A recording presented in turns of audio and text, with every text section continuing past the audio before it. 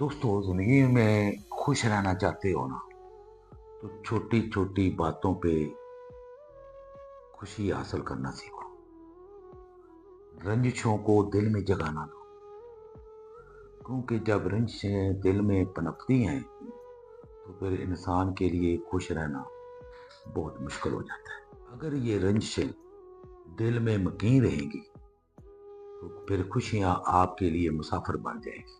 ہماری بدقسمتی یہ ہے کہ ہم وقت سے پہلے چاہتے ہیں اور تقدیر سے زیادہ مانگتے ہیں.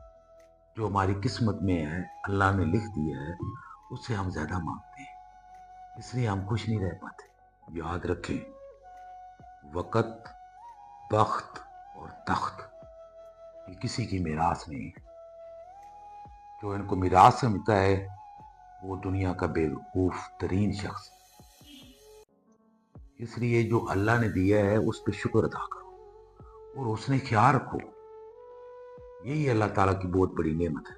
گلے شکوے مٹا کر سویا کرو، موت ملاقات کا موقع نہیں دیتی. خوش رہیں، خوشیاں بانٹیں.